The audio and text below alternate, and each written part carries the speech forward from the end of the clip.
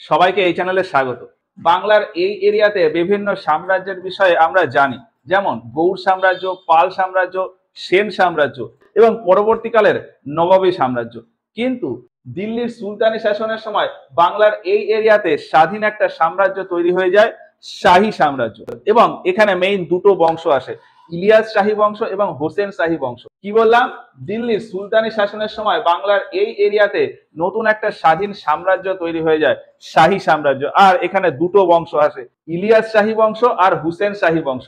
ইলিয়াস শাহী বংশ আর হুসেন শাহী বংশ। তুগলক বংশের মোহাম্মদ বিন তুগলকের সময় গিয়ে এই শাহী সাম্রাজ্য আলাদা হয়ে যায়। তো এই শাহী সাম্রাজ্যের বংশগুলো সম্পর্কেই বিভিন্ন বিষয় আজকের ভিডিওতে আমরা তোমাদের বলবো। আর ভিডিওর শেষে গিয়ে এখান থেকে আসা প্রিভিয়াস ইয়ারের কিছু কোশ্চেনও দেখে নেব। তুগলক বংশে মোহাম্মদ বিন তুগলকের সময়কাল 1325 থেকে 1351 খ্রিস্টাব্দ পর্যন্ত। এর মাঝখানে 1328 খ্রিস্টাব্দে 1328 খ্রিস্টাব্দে গিয়ে মোহাম্মদ বিন তুগলক বাংলার এই এরিয়াটাকে তিনটে আলাদা আলাদা এরিয়াতে ভাগ করে, সোনারগাঁও, সাতগাঁও আর লখনৌতি। কি বললাম? সোনারগাঁও, সাতগাঁও আর লখনৌতি। এই যে এই এরিয়াটাকে বলা হতো সাতগাঁও, এটাকে বলা হতো সোনারগাঁও, আর এইটাকে বলা হতো লখনৌতি। এই তিনটে এরিয়াকে আলাদা আলাদা ভাগ করে, সাতগাঁও, সোনারগাঁও আর লখনৌতি। এর ভেতর এই লখনৌতির সুবেদার ছিল ফখরুদ্দিন। লখনৌতির সুবেদার ফখরুদ্দিন। ফখরুদ্দিন এই মোহাম্মদ বিন তুগলকের বিরুদ্ধে বিদ্রোহ ঘোষণা করে। আর ফখরুদ্দিনের সাথে আর একজন ছিল ইলিয়াস শাহ বা হাজি ইলিয়াস। ফখরুদ্দিনের সাথে ছিল হাজি ইলিয়াস। হাজি ইলিয়াস আর ফখরুদ্দিন দুজনে মিলে মোহাম্মদ বিন তুগলকের বিরুদ্ধে বিদ্রোহ ঘোষণা করে। তবে এই বিদ্রোহে ফখরুদ্দিন মারা যায় এবং তার কিছুদিন পরে গিয়ে ইলিয়াস শাহ বা হাজি ইলিয়াস মোহাম্মদ বিন তুগলকের কাছ থেকে এই লখনৌতি এরিয়া আলাদা করে নেয়। হাজি ইলিয়াস মোহাম্মদ বিন তুগলকের থেকে এই লখনৌতি এরিয়াটাকে আলাদা করে নেয় 1342 খ্রিস্টাব্দে। আর এখানেই একটা নতুন রাজবংশের প্রতিষ্ঠা করে, শাহী রাজবংশ বা ইলিয়াস শাহী রাজবংশ। তাহলে 1342 খ্রিস্টাব্দে গিয়ে এই ছোট্ট এরিয়াতে তৈরি হয় ইলিয়াস শাহী বংশ। আর এর রাজধানী বানায় পান্ডুয়াতে। বর্তমানে এই যে মালদার এই এরিয়াতে হলো পান্ডুয়া, এই যে এইখানে হলো পান্ডুয়া। তাহলে কি বললাম? হাজি ইলিয়াস বা ইলিয়াস শাহ মোহাম্মদ বিন তুগলকের এরিয়া থেকে নিজেকে আলাদা করে নিয়ে লখনৌতিতে নতুন একটা রাজবংশ প্রতিষ্ঠা করে, ইলিয়াস শাহী রাজবংশ। আর তার রাজধানী বানায় পান্ডুয়াতে। বর্তমানে মালদা এরিয়াতে রয়েছে পান্ডুয়া। আর সিংহাসনে বসার পরে 1-2 বছরের ভিতরেই এই যে দুটো এরিয়া রয়েছে, সাতগাঁও আর সোনারগাঁও, এই দুটো এরিয়াকেও নিজের দখলে নিয়ে নেয়। ফলে এই শাহী সাম্রাজ্য বা শাহী বংশের এরিয়া, এই পুরো এরিয়া জুড়ে হয়ে যায় শাহী বংশ বা শাহী সাম্রাজ্যের এরিয়া বা ইলিয়াস শাহী বংশের এরিয়া। আর এর পাশাপাশি আশেপাশের বিভিন্ন এরিয়ার উপরেও আক্রমণ করে, যেমন বাঁদিকে এই এরিয়া আরো বাড়িয়ে নেয়, উত্তরে নেপালের দিকে আক্রমণ করে, উত্তরে নেপালের দিকে আক্রমণ করে, পূর্ব দিকে এখানে ছিল কামরূপ সাম্রাজ্য, কামরূপ সাম্রাজ্যের উপরেও আক্রমণ করে করে কিছুটা অংশ নিয়ে নেয়। ফলে ফাইনালি এই ইলিয়াস শাহী বংশের এরিয়া কতটা হয় সেটা আমি একবার আঁকি।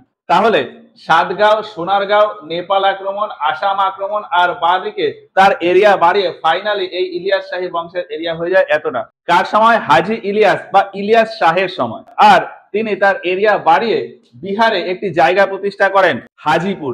বিহারে একটি শহর প্রতিষ্ঠা করেছিলেন, হাজিপুর। বর্তমানে পাটনার উত্তর দিকে একটা জায়গা আছে হাজিপুর, এটাই এই হাজিপুরের প্রতিষ্ঠা করেছিলেন ইলিয়াস শাহ। ইলিয়াস শাহের পুরো নাম হলো শামসুদ্দিন ইলিয়াস শাহ, আর তার আরেক নাম হলো হাজি ইলিয়াস। নেপালে আক্রমণ করেছিলেন 1346 খ্রিস্টাব্দে। নেপাল আক্রমণ 1346 খ্রিস্টাব্দে। আর তারপর 1353 খ্রিস্টাব্দে গিয়ে 1353 খ্রিস্টাব্দে গিয়ে তিনি একটি দুর্গ নির্মাণ করেছিলেন, একডালা দুর্গ বা একডালা ফোর্ট। বর্তমানে দক্ষিণ দিনাজপুরে বালুরঘাটের কাছাকাছি একটি দুর্গ নির্মাণ করেছিলেন, একডালা ফোর্ট। এই যে এই এরিয়াতে রয়েছে একডালা ফোর্ট। তবে এই একডালা ফোর্ট অ্যাকচুয়ালি তৈরি হয়েছিল 600 খ্রিস্টপূর্বাব্দ নাগাদ। 600 খ্রিস্টপূর্বাব্দে এই এরিয়াতে এক হিন্দু রাজা একটা কেল্লা বা ফোর্ট নির্মাণ করেছিলেন, একডালা ফোর্ট। এই এরিয়াতে একটা ফোর্ট তৈরি করেছিলেন, একডালা ফোর্ট।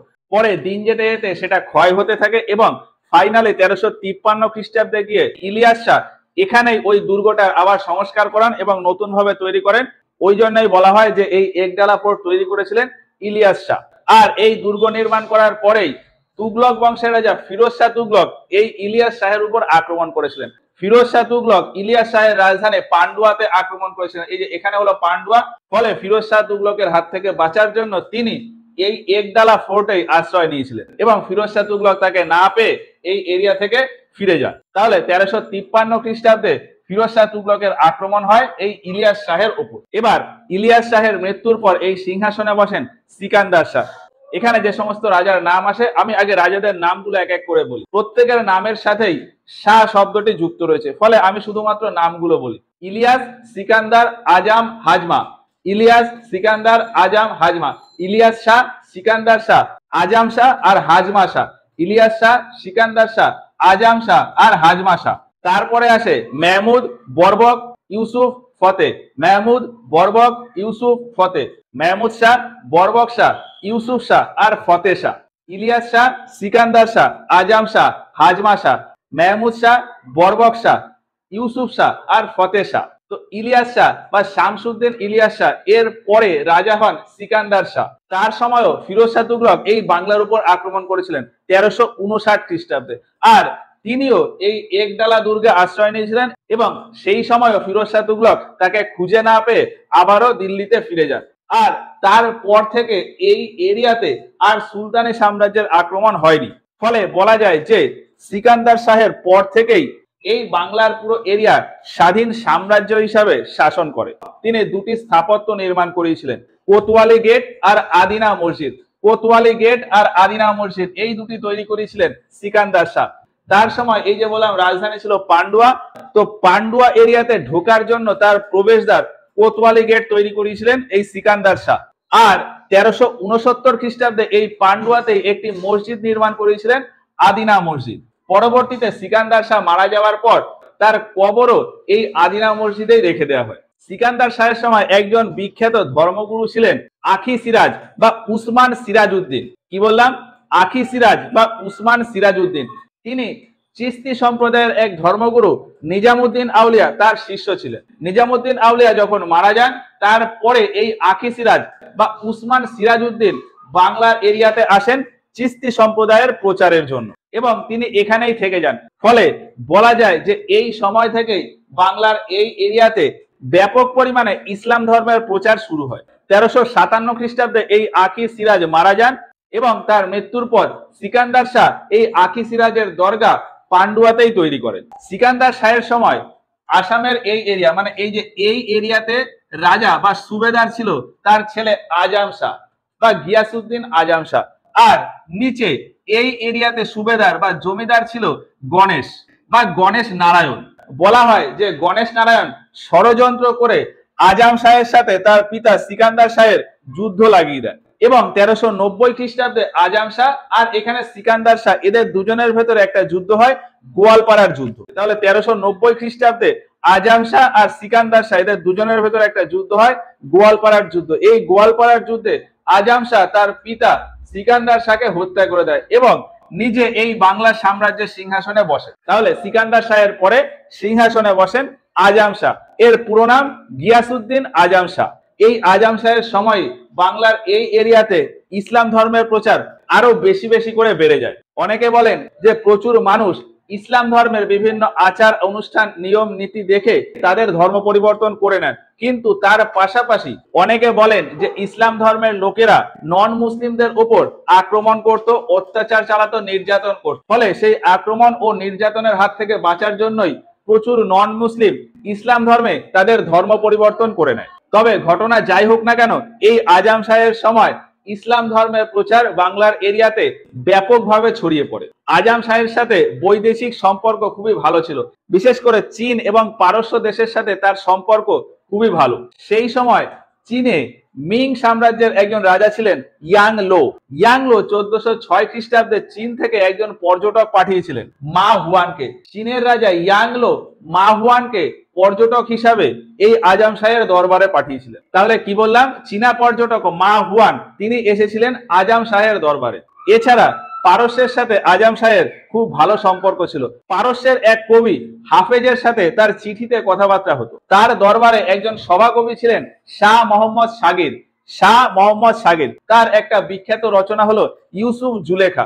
শাহ মোহাম্মদ সাগিরের লেখা ইউসুফ জুলেখা। তাহলে এই ইলিয়াস শাহী বংশের রাজারা ইলিয়াস, সিকান্দার, আজম আর হাজমা, আজম শাহ পর্যন্ত হলো। এরপরে রাজা হয় হাজমা শাহ। তার পুরো নাম সৈফুদ্দিন হাজমা শাহ। তার পুরো নাম সৈফুদ্দিন হাজমা শাহ। তবে তিনি খুব একটা প্রতাপী শাসক ছিলেন না, কিন্তু তার একটা উপাধি ছিল সুলতান উস সাদাইন। তিনি প্রতাপী শাসক না, তাও তার একটা উপাধি ছিল সুলতান উস সাদাইন।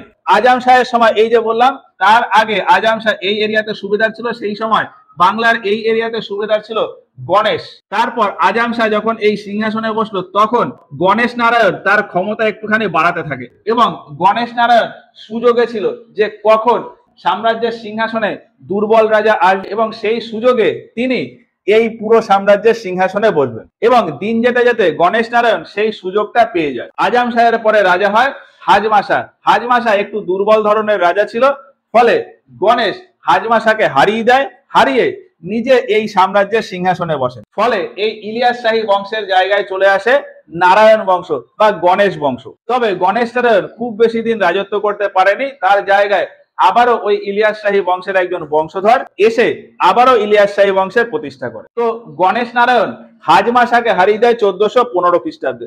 1415 খ্রিস্টাব্দে হাজমা শাহকে হারিয়ে তিনি এই সাম্রাজ্যের সিংহাসনে বসেন, এবং তার সময়কাল 1435 খ্রিস্টাব্দ পর্যন্ত। তার পুরো নাম হলো গণেশ নারায়ণ ভাদুরী। গণেশ নারায়ণ তার পুরো নাম গণেশ নারায়ণ ভাদুরী, বা তাকে রাজা গণেশও বলা হয়। এই সময় তার এরিয়াতে একজন পণ্ডিত ছিলেন কৃত্তিবাস। কৃত্তিবাস ওঝা। কৃত্তিবাস ওঝা বাল্মীকির লেখা রামায়ণকে নতুন একটি রূপ দেন এবং তার নাম দেন কৃত্তিবাসী রামায়ণ। এই কৃত্তিবাসী রামায়ণের আর এক নাম হলো শ্রীরাম পাঁচালী। রাজা গণেশের পরে এই সাম্রাজ্যের সিংহাসনে বসেন তার পুত্র যদু। যদু সিংহাসনে বসার পর ইসলাম ধর্ম গ্রহণ করে। যদুর পুত্র ছিল জালালউদ্দিন মোহাম্মদ শাহ। জালালউদ্দিন মোহাম্মদ শাহ, তার সাম্রাজ্যের লোকেরা তাকে কংস ঝা বলেও ডাকতো বা কংস শাহ বলেও ডাকতো। তারপরে রাজা হয় আহমেদ শাহ, এবং তারপরে আসে নাসিরউদ্দিন মেহমুদ শাহ। এই নাসিরউদ্দিন মোহাম্মদ শাহ ছিল ইলিয়াস বংশের, অর্থাৎ হাজমা শাহ তার একজন বংশধর। এই নাসিরউদ্দিন মেহমুদ শাহ, এই যে নাসিরউদ্দিন মেহমুদ শাহ আহমেদ শাহকে হারিয়ে 1435 খ্রিস্টাব্দে আবারও ইলিয়াস শাহী বংশের প্রতিষ্ঠা করে। ফলে এই পরবর্তী ইলিয়াস শাহী বংশে আবারও 4 জন রাজা আসেন। নাসিরউদ্দিন মেহমুদ শাহ বা মেহমুদ শাহ, মেহমুদ, তারপরে বরবক, মেহমুদ, বরবক, ইউসুফ, ফতে। কি বললাম পরপর রাজারা? মেহমুদ, বরবক, ইউসুফ, ফতে। মেহমুদ, বরবক, ইউসুফ, ফতে। মেহমুদ শাহ, বরবক শাহ, ইউসুফ শাহ, ফতে শাহ। তো মেহমুদ আবারও এই রাজবংশের প্রতিষ্ঠা করে, তবে তিনি খুব বেশি দিন রাজত্ব করেনি। তারপরে রাজা এসছে বরবক শাহ। বরবক শাহের পুরো নাম হলো রুকনুদ্দিন বরবক শাহ। বরবক শাহ বা রুকনুদ্দিন বরবক শাহ। এই সময় কলিঙ্গ এরিয়াতে, বর্তমানে যেটা উড়িষ্যা, এই কলিঙ্গ এরিয়াতে বংশ ছিল গজপতি বংশ। এই গজপতি বংশের রাজা কপিলেন্দ্র এই বরবক শাহের উপর আক্রমণ করে এবং দক্ষিণবঙ্গের কিছুটা এরিয়া নিয়ে নেয়। কপিলেন্দ্র বরবক শাহের উপর আক্রমণ করে এবং দক্ষিণবঙ্গের এই কিছুটা এরিয়া তার দখলে নিয়ে নেয়। এবার যাতে আবারও এই আক্রমণ না হয়, তার জন্য তার রাজধানী কিছুটা দক্ষিণে সরিয়ে নেয়। বরবকের সময় আগে রাজধানী ছিল কোথায়? পান্ডুয়া। এই যে ইলিয়াস শাহী বংশের রাজধানী পান্ডুয়া, এখান থেকে কিছুটা দক্ষিণে নিয়ে আসে লখনৌতি। এর ঠিক নিচেই রয়েছে লখনৌতি। তাহলে পান্ডুয়া থেকে লখনৌতি এই রাজধানী পরিবর্তন করে নেয় বরবক শাহ। তার সময় তিনি হিন্দু ও মুসলিম সবার প্রতি খুবই সহিষ্ণু ছিলেন, এবং তার দরবারে সমস্ত ধরনেরই কবি ও পণ্ডিতরা ছিলেন। যেমন তার দরবারে যে সমস্ত বিখ্যাত পণ্ডিত বা কবিরা ছিলেন, তারা হলেন জৈনুদ্দিন ইব্রাহিম কাওয়াম ফারুকি। ইব্রাহিম কাওয়াম ফারুকি, জৈনুদ্দিন ইব্রাহিম কাওয়াম ফারুকি। এছাড়া হিন্দু পণ্ডিতদের ভিতর ছিলেন মালাধর বসু, বৃহস্পতি মিশ্র। বৃহস্পতি মিশ্র এবং মালাধর বসু। জৈনুদ্দিনের লেখা একটা বিখ্যাত পুস্তক রয়েছে রসুল বিজয়ী। জৈনুদ্দিনের লেখা রসুল বিজয়ী। আর ইব্রাহিম কাওয়াম ফারুকি এর লেখা হলো ফারহান ই ইব্রাহিমি। ফারহান ই ইব্রাহিমি। বৃহস্পতি মিশ্রের লেখা পদচন্দ্রিকা। বৃহস্পতি মিশ্র পদচন্দ্রিকা। আর মালাধর বসুর লেখা শ্রীকৃষ্ণ বিজয়। আর তার সাথে সাথে মালাধর বসু ভাগবতেরও বাংলা অনুবাদ করেছিলেন। বরবক শাহ এই বৃহস্পতি মিশ্র এবং মালাধর বসু এদের দুজনকে দুটো উপাধি দিয়েছিলেন। বৃহস্পতি মিশ্রকে উপাধি দিয়েছিলেন পণ্ডিত সার্বভৌম। বৃহস্পতি মিশ্রের উপাধি পণ্ডিত সার্বভৌম। আর মালাধর বসুকে উপাধি দিয়েছিলেন গুণরাজ খান। মালাধর বসুর উপাধি গুণরাজ খান। বরবক শাহের মৃত্যুর পর এই সাম্রাজ্যের সিংহাসনে বসেন ইউসুফ শাহ। ইউসুফ শাহ দুটো বিখ্যাত স্থাপত্যের নির্মাণ করেন, লোটান মসজিদ আর তাঁতিপাড়া মসজিদ। লোটান মসজিদ আর তাঁতিপাড়া মসজিদ এই দুটি তৈরি করেছিলেন ইউসুফ শাহ।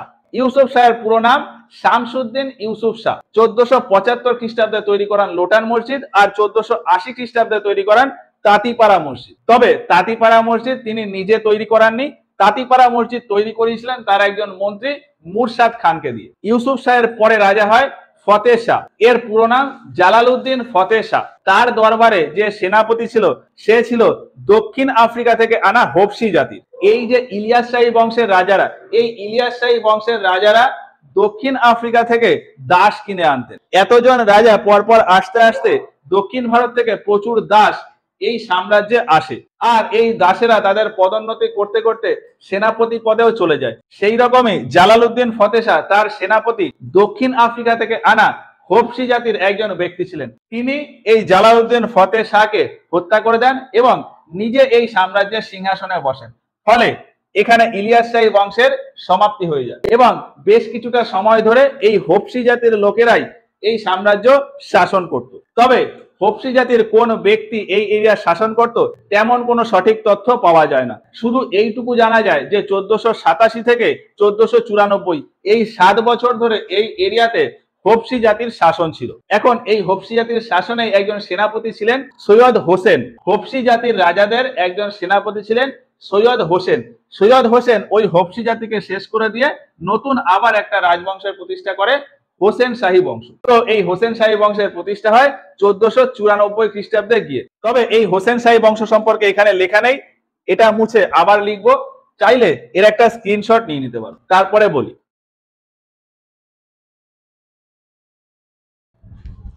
তাহলে এবার রয়েছে হোসেন শাহী বংশ। আলাউদ্দিন হোসেন শাহ হোপসি জাতির ওই রাজাদেরকে সরিয়ে দিয়ে নতুন রাজবংশ প্রতিষ্ঠা করে, হোসেন শাহী রাজবংশ। এর প্রথম রাজা তাহলে আলাউদ্দিন হোসেন শাহ। আলাউদ্দিন হোসেন শাহ সময়কাল 1494 থেকে 1519 খ্রিস্টাব্দ পর্যন্ত। সিংহাসনে বসার পরই দেখা যায় যে তার উপর সিকান্দার লোদির আক্রমণ হয়েছে। এইখানে পিছনে একটুখানি ঘটনা আছে। লোদি বংশের সময় এই এরিয়াটা ছিল জৌনপুর। এই এরিয়াতে ছিল জৌনপুর। এই জৌনপুরে তখন বংশ ছিল সরকি বংশ। এর আগে আমরা দেখেছি যে বহলুল লোদি এই জৌনপুরের উপরে আক্রমণ করেছিল। বহলুল লোদি যখন এই জৌনপুরের উপর আক্রমণ করে তখন এখানে শাসক ছিল হোসেন শাহ। ওই হোসেন শাহ আর এখনের এই হোসেন শাহী বংশের হোসেন শাহ, এই দুজন আলাদা। তাহলে কি বললাম, বহলুল লোদি যখন এই জৌনপুরের উপর আক্রমণ করেছিল তখন এখানে রাজা ছিল হোসেন শাহ। তারপর বহলুল লোদি এই জৌনপুর তো নিয়ে নেয়, কিন্তু হোসেন শাহ বিহারে পালিয়ে আসে, মানে বিহারের এরিয়াতে পালিয়ে আসে। এর কিছুদিন পরে গিয়ে হোসেন শাহ আবারও তার এই জৌনপুর লোদি বংশের কাছ থেকে ফিরিয়ে নেওয়ার জন্য পরিকল্পনা করে। আর তখন এই লোদি বংশের সিংহাসনে ছিল সিকান্দার শাহ। হোসেন শাহ সিকান্দার শাহর সাথে একটা লড়াই করে 1494 খ্রিস্টাব্দে। 1494 খ্রিস্টাব্দে এই জৌনপুর নেওয়ার জন্য সিকান্দার শাহের সাথে আবার একটা লড়াই করে, কিন্তু ওই লড়াইয়ে হেরে যায়। আর হোসেন শাহ সিকান্দার লোদির কাছ থেকে বাঁচার জন্য আবারও এই এরিয়াতে চলে আসে। এবার এই এরিয়াতে এসে তখন রাজা ছিল আলাউদ্দিন হোসেন শাহ। আলাউদ্দিন হোসেন শাহ দরবারে চলে আসে। তাহলে কি বললাম, জৌনপুরের আগের রাজা হোসেন শাহ সিকান্দার লোদির হাত থেকে বাঁচার জন্য বাংলার এরিয়াতে চলে আসে আলাউদ্দিন হোসেন শাহর কাছে। এখন হোসেন শাহ আবারও যাতে সিকান্দার লোদির সাথে লড়াই না করে সেই জন্য সিকান্দার লোদি বাংলার উপর আক্রমণ করে। হোসেন শাহ যেহেতু বাংলার রাজা হোসেন শাহর কাছে এসেছিল, ওই জন্য সিকান্দার লোদি বাংলাতে চলে আসে আক্রমণের জন্য 1495 খ্রিস্টাব্দে। সিকান্দার লোদির এই আক্রমণ প্রতিহত করার জন্য আলাউদ্দিন হোসেন শাহ, মানে এই হোসেন শাহ বংশের রাজা আলাউদ্দিন হোসেন শাহ তার ছেলে শাহজাদা দিনাইলকে পাঠায় যুদ্ধের জন্য। কিন্তু সেখানে গিয়ে দেখা যায় যে শাহজাদা দিনাইল আর সিকান্দার লোদের ভেতর একটা বন্ধুত্বের সম্পর্ক তৈরি হয়ে যায়। ফলে এই যুদ্ধ আর কন্টিনিউ হয়নি। সিকান্দার লোদি দিল্লির এই এরিয়াতে ছিল এবং বাংলার এরিয়া আলাদা হিসাবেই ছিল। এই আলাউদ্দিন হোসেন শাহ তার দরবারে দুজন বিখ্যাত কবি ছিলেন, রূপ গোস্বামী আর বিজয় গুপ্ত। রূপ গোস্বামী আর বিজয় গুপ্ত। রূপ গোস্বামীর লেখা দুটো বিখ্যাত পুস্তক রয়েছে, বিদগ্ধ মাধব আর ললিত মাধব। বিদগ্ধ মাধব আর ললিত মাধব। অন্যদিকে বিজয় গুপ্তের লেখা বিখ্যাত পুস্তক হলো মনসা মঙ্গল কাব্য। এই বিজয় গুপ্ত হোসেন শাহকে মহাভারতের অর্জুনের সাথে তুলনা করেছিলেন। দুটো মসজিদ নির্মাণ করিয়েছিলেন তিনি, ছোট সোনা মসজিদ আর বড় সোনা মসজিদ। ছোট সোনা মসজিদের কাজ সম্পন্ন করেছিলেন এবং বড় সোনা মসজিদের কাজ সবে শুরু করেছিলেন। পরবর্তীতে তার পুত্র গিয়ে এই বড় সোনা মসজিদের কাজ শেষ করে। তখনকার লখনৌতি এরিয়াতে এই দুটো মসজিদের নির্মাণ হয়, ছোট সোনা মসজিদ আর বড় সোনা মসজিদ। ছোট সোনা মসজিদ বর্তমানে বাংলাদেশ এরিয়াতে রয়েছে আর বড় সোনা মসজিদ পশ্চিমবঙ্গের মালদা এরিয়াতে রয়েছে। এই যে এটা হলো লখনৌতি রাজধানী এর পাশে এখানেই ছিল ছোট সোনা মসজিদ, আর মালদার এই এরিয়াতেই ছিল বড় সোনা মসজিদ। স্থাপত্য নির্মাণের পাশাপাশি হোসেন শাহ তার সাম্রাজ্যকেও একটু বিস্তার করেছিল, বিশেষ করে পূর্ব দিকে তার সাম্রাজ্য একটু বিস্তার করেছিল। পূর্ব দিকে বর্তমানে বাংলাদেশের যে চট্টগ্রাম, মিজোরাম এই এরিয়াতে তার সাম্রাজ্য চলে আসে। মোটামুটি এই এরিয়াতে তার সাম্রাজ্য চলে আসে এবং এই চট্টগ্রামেরই একজন সুবেদার ছিলেন পরগাল খান। কি বললাম? চট্টগ্রামেরই একজন সুবেদার ছিলেন পরগাল খান। পরগাল খানের দরবারেই একজন বিখ্যাত কবি ছিলেন কবীন্দ্র পরমেশ্বর বা পরমেশ্বর দাস। পরগাল খানের দরবারে ছিলেন কবীন্দ্র পরমেশ্বর বা পরমেশ্বর দাস, যিনি সংস্কৃত ভাষায় লেখা মহাভারতের বাংলা অনুবাদ করেছিলেন এবং তার নাম রেখেছিলেন পাণ্ডব বিজয়। কি বললাম? কবীন্দ্র পরমেশ্বর সংস্কৃত ভাষায় লেখা মহাভারতের বাংলা অনুবাদ করেছিলেন এবং তার নাম দিয়েছিলেন পাণ্ডব বিজয়। অন্যদিকে পরাগল খানের ছেলে ছিল ছুটি খান বা চুতু খান। তার দরবারে একজন কবি ছিলেন শ্রীকর নন্দী। ছুটি খানের দরবারে ছিল শ্রীকর নন্দী। শ্রীকর নন্দী মহাভারতের ভিতর অশ্বমেধ বলে যে অধ্যায়টি রয়েছে তার বাংলা রূপান্তর করেন। মহাভারতের অশ্বমেধ এই অধ্যায়ের বাংলা রূপান্তর করেন শ্রীকর নন্দী এবং সেটি কবিতা আকারে লেখেন। আর মহাভারতের এই অশ্বমেধ অধ্যায়ের রূপান্তরকেই অন্য একটি নামে ডাকা হয় ছুটিখানি মহাভারত বা চুতুখানি মহাভারত। বলা হয় যে ছুটি খানের কথাতেই শ্রীকর নন্দী মহাভারতের এই রূপান্তর করেছিলেন। হোসেন শাহের সময় বাংলার নদিয়াতে নবদ্বীপ এরিয়াতে ছিলেন শ্রী চৈতন্য মহাপ্রভু। তার জন্ম হয় 1486 খ্রিস্টাব্দে এবং 1534 খ্রিস্টাব্দে গিয়ে শ্রী চৈতন্য মহাপ্রভুর মৃত্যু হয়। চৈতন্য মহাপ্রভুর সমসাময়িক একজন কবি ছিলেন রূপ গোস্বামী, যিনি এই হোসেন শাহের দরবারে কবি ছিলেন। রূপ গোস্বামীর সাথে চৈতন্য মহাপ্রভুর দুবার দেখা হয়। আলাউদ্দিন হোসেন শাহের পর এই হোসেন শাহী বংশের সিংহাসনে বসেন নাসিরউদ্দিন নুসরত শাহ। দিল্লিতে ইব্রাহিম লোদির মেয়ের সাথে তার বিবাহ হয়, কিন্তু কিছুদিন পরে গিয়ে দেখা যায় যে দিল্লির সুলতানি শাসনে ইব্রাহিম লোদির পরে সিংহাসনে চলে এসেছেন বাবর। বাবর 1526 খ্রিস্টাব্দে দিল্লির সিংহাসনে বসেন। আর তার ঠিক পরের বছর মানে 1527 খ্রিস্টাব্দে তিনি ভারতের বিভিন্ন জায়গায় তার বিভিন্ন দূতদের পাঠান ভারতের বিভিন্ন জায়গার অবস্থা খোঁজ খবর নেওয়ার জন্য। সেই রকম ভাবে একজন দূত নুসরাত খানের দরবারেও এসেছিলেন, কিন্তু নুসরাত খান সেই দূতকে বন্দী বানিয়ে নেন। যদিও বেশ কিছুদিন পরে সেই দূতকে ছেড়ে দেন, ফলে সেই দূত আবার দিল্লিতে ফিরে যায় এবং বাবরকে তার ঘটনার কথা বলে।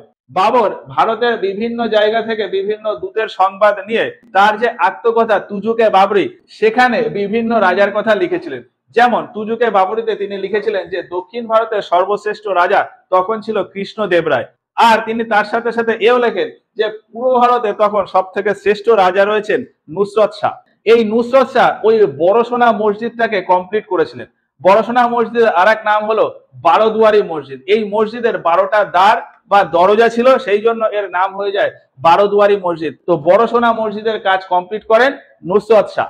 নুসরত শাহের পরে রাজা হয় মেহমুদ শাহ, গিয়াসউদ্দিন মেহমুদ শাহ। এই গিয়াসউদ্দিন মেহমুদ শাহের সময় 1534 খ্রিস্টাব্দে 1534 খ্রিস্টাব্দে পর্তুগিজরা তার কাছে আসেন এবং চট্টগ্রামে একটা কারখানা খোলার জন্য অনুমতি নেয়। কি বললাম? 1534 খ্রিস্টাব্দে পর্তুগিজরা এই নুসরত খানের কাছে আসেন এবং চট্টগ্রামে পর্তুগিজ কারখানা খোলার জন্য অনুমতি নেন এবং সেখানে কারখানা খোলার কাজ শুরুও করে দেন। পরবর্তীতে 1538 খ্রিস্টাব্দে গিয়ে 1538 খ্রিস্টাব্দে গিয়ে বিহারের এই এরিয়াতে ছোট্ট একটা এরিয়াতে শেরশাহ শক্তিশালী হয়ে ওঠে, ফলে এইখানে সুর বংশের প্রতিষ্ঠা হয়। আর 1538 খ্রিস্টাব্দে শেরশাহ এই পুরো বাংলার এরিয়াটাকে নিয়ে নেয়, ফলে এই পুরো এরিয়াতে চলে আসে সুর বংশ। 1538 খ্রিস্টাব্দে শেরশাহ এই বাংলার পুরো এরিয়াকে নিজের দখলে নিয়ে নেয়, ফলে বাংলার এই এরিয়াতে চলে আসে সুর সাম্রাজ্য। আর এইভাবেই এই হোসেন শাহী বংশের সমাপ্তি হয়ে যায়। পরবর্তীতে হুমায়ুন এই সুর সাম্রাজ্যকে মোগল সাম্রাজ্যের আন্ডারে মিলিয়ে নেয়। এবার এই যে বললাম বাংলাতে এখানে ছিল ইলিয়াস শাহী বংশ আর পরে এলো হুসেন শাহী বংশ। এই ইলিয়াস শাহী আর হুসেন শাহী বংশের যে শাসনকাল, এটাকেই বলা হয় বাংলার সুলতানি শাসনকাল। এই হলো মোটামুটি বাংলার সুলতানি শাসন, মানে ইলিয়াস শাহী আর হোসেন শাহী বংশ সম্পর্কে ওভারঅল কিছু বিষয়। এবার এখান থেকে আসা প্রিভিয়াস ইয়ারের কোশ্চেন গুলো যদি একটু দেখি। 2023 সালে WBCS প্রিলিমিনারিতে প্রশ্ন এসেছিল যে পান্ডুয়াতে আদিনা মসজিদ কে তৈরি করেছিলেন। আদিনা মসজিদ তৈরি করেছিলেন সিকান্দার শাহ। 2022 সালে WBCS প্রিলিমিনারিতে প্রশ্ন এসেছিল যে চৈতন্যদেব কার সমসাময়িক ছিলেন। তো চৈতন্যদেব বাংলার এই এরিয়াতে ছিলেন, তখন বাংলার এই এরিয়াতে শাসন ছিল হুসেন শাহী বংশ। হুসেন শাহী বংশের রাজা আলাউদ্দিন হোসেন শাহ। তো চৈতন্যদেব আলাউদ্দিন হোসেন শাহ বা আলাউদ্দিন হুসেন শাহের সমসাময়িক ছিলেন। 2011 সালে ডাব্লিউবিসিএস প্রিলিমিনারিতে প্রশ্ন এসেছিল যে বাংলার শেষ স্বাধীন সুলতান কে ছিল।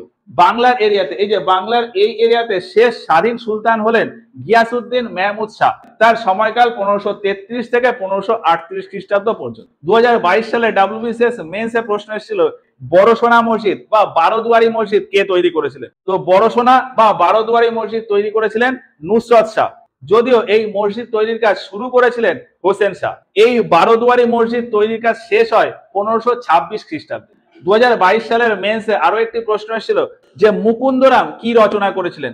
তো মুকুন্দরাম রচনা করেছিলেন চণ্ডীমঙ্গল। আর রিসেন্ট পিএসসি মিসলেনিয়াস 2023 একটি প্রশ্ন এসেছিল যে মধ্যযুগে চট্টগ্রামের প্রশাসনিক প্রধান ছুটি খান তার সভাকবিকে কি অনুবাদ করতে বলেছিলেন। তো ছুটি খান তার সভাকবি শ্রীকর নন্দীকে মহাভারতের অনুবাদ করতে বলেছিলেন। শ্রীকর নন্দী মহাভারতের ভেতর অশ্বমেধ যে অধ্যায় সেটির অনুবাদ করেন এবং সেটি আবার কবিতা আকারে। আর এটাকেই বলা হয় ছুটিখানি মহাভারত বা চুতুখানি মহাভারত। তো এই হলো ইলিয়াস শাহী আর হোসেন শাহী বংশ, মানে বাংলার সুলতানি শাসন সম্পর্কে ওভারঅল কিছু বিষয়। আশা করি এই পুরো ব্যাপারটা বুঝতে পেরেছো। আজকের ক্লাসটা এখানেই শেষ করছি। চাইলে তোমরা এর একটা স্ক্রিনশট নিয়ে নিতে পারো।